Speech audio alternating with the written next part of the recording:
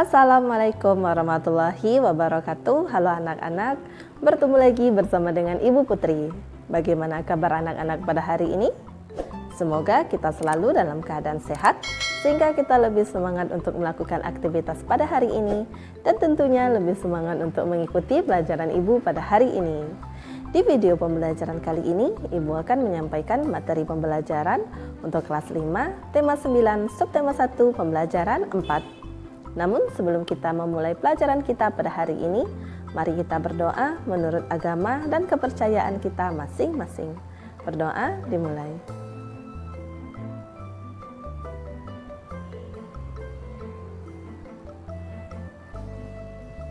Berdoa selesai. Tujuan pembelajaran kita pada hari ini yaitu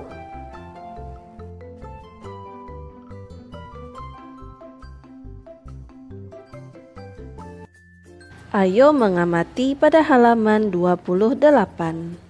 Amatilah gambar berikut ini. Ketampakan alam disebut juga dengan istilah bentang alam. Indonesia memiliki bentang alam yang berbeda-beda di setiap daerah.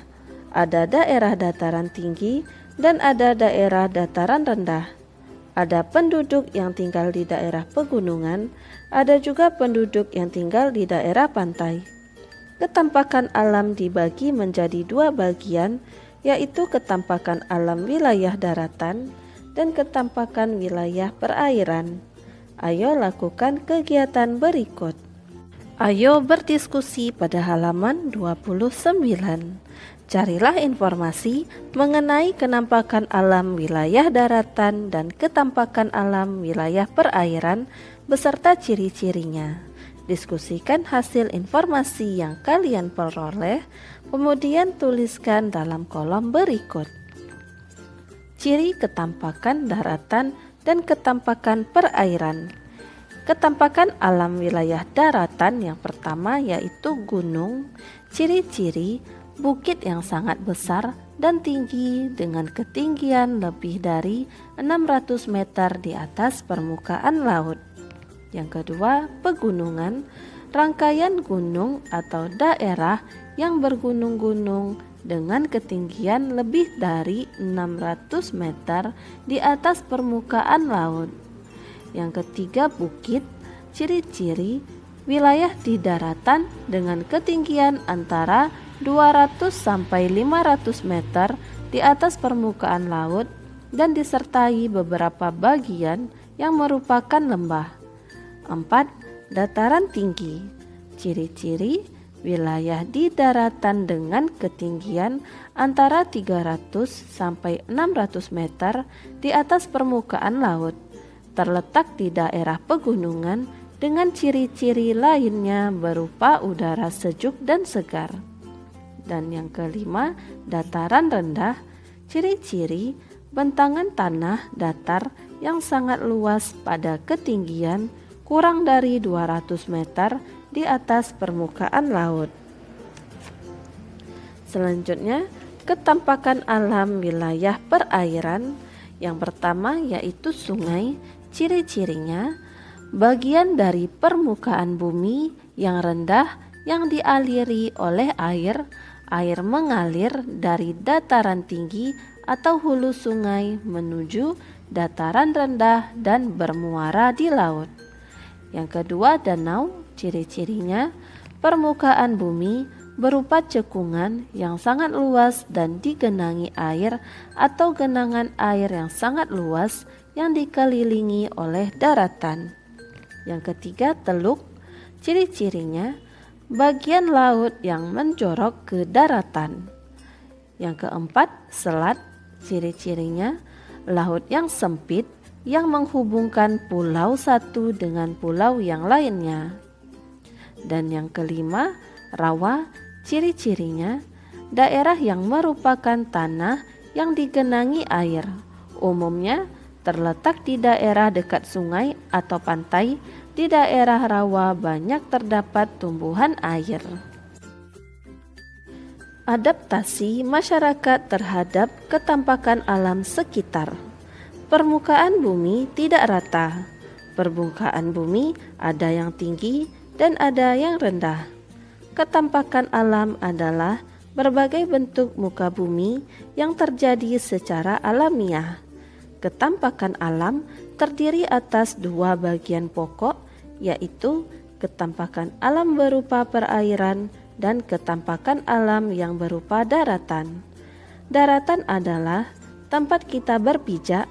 Bentuk ketampakan alam berupa daratan bermacam-macam, contohnya gunung, pegunungan, dataran tinggi, dataran rendah, pantai, tanjung, dan delta. Perairan merupakan bagian dari permukaan bumi yang tergenang air. Bentuk ketampakan alam perairan contohnya sungai, danau, dan laut. Manusia melakukan adaptasi berbeda-beda antara satu dengan yang lain. Manusia hidup beradaptasi sesuai dengan alam dan ketampakan alam di lingkungan tempat tinggal. Adaptasi yang dilakukan meliputi jenis mata pencaharian utama, makanan, bentuk tempat tinggal, pakaian yang dikenakan, peralatan rumah tangga, dan teknologi. Semua kegiatan itu menyesuaikan tempat mereka tinggal. Kita dapat melihat hasil adaptasi masyarakat suatu daerah. Makanan dan barang-barang atau benda-benda khas dari daerah pegunungan berbeda dengan daerah pantai dan daerah dataran rendah.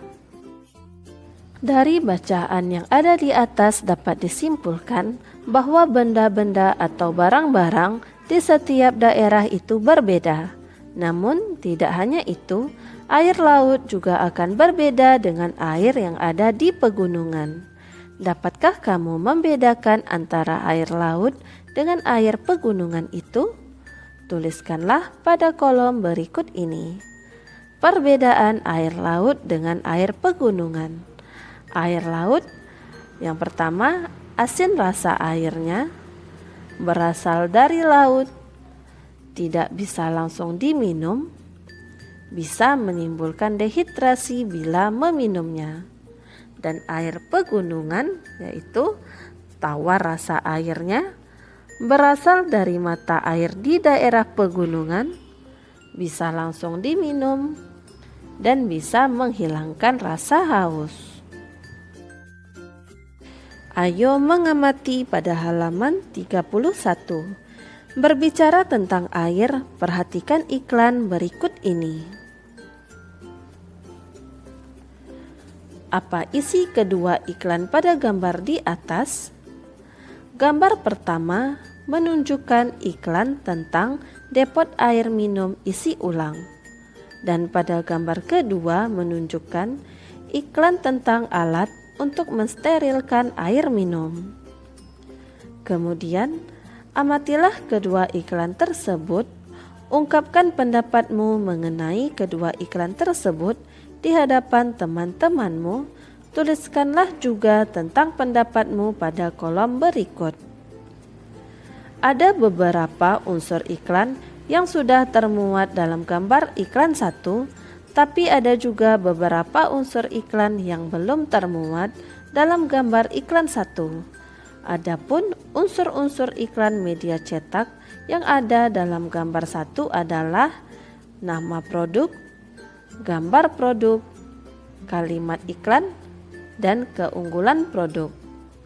Unsur-unsur iklan yang tidak ada dalam gambar 1 adalah harga produk, nomor telepon pengiklan, dan alamat pengiklan.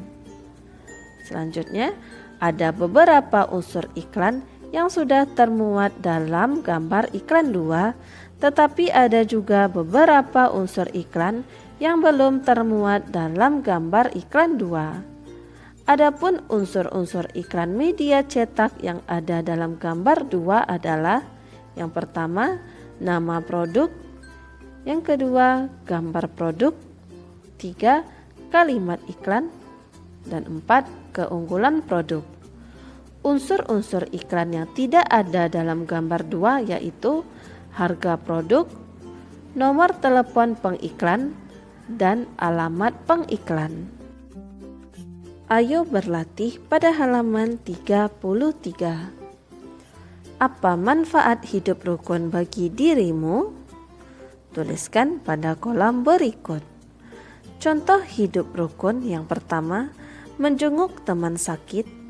2. Hormat dan patuh pada guru. 3. Meminjamkan alat tulis pada teman yang membutuhkan. 4. Menghargai pendapat orang lain. 5. Turut berpartisipasi dalam kerja bakti. 6. Memperlakukan semua teman sama tanpa diskriminasi. 7. Bekerja sama dalam kerja kelompok. 8. Makan bersama dengan keluarga. 9. Menolong orang tua meringankan pekerjaan mereka. Dan yang ke-10, turut berpartisipasi dalam kegiatan lomba Hari Ulang Tahun Republik Indonesia atau lomba sekolah atau lomba kampung. Berikutnya, manfaat hidup rukun yaitu yang pertama, persatuan makin kuat. 2. Komunikasi menjadi baik dan lancar. 3. Hidup atau suasana lebih harmonis. 4. Suasana lingkungan lebih aman dan tentram. 5. Dapat mengurangi atau menghindari perselisihan dan perpecahan. 6. Pergaulan makin luas. 7. Mudah mendapat bantuan jika mendapat masalah. 8. Hidup lebih tenang. 9. Mampu menghargai perbedaan. Dan yang ke-10, cita-cita atau tujuan lebih mudah tercapai.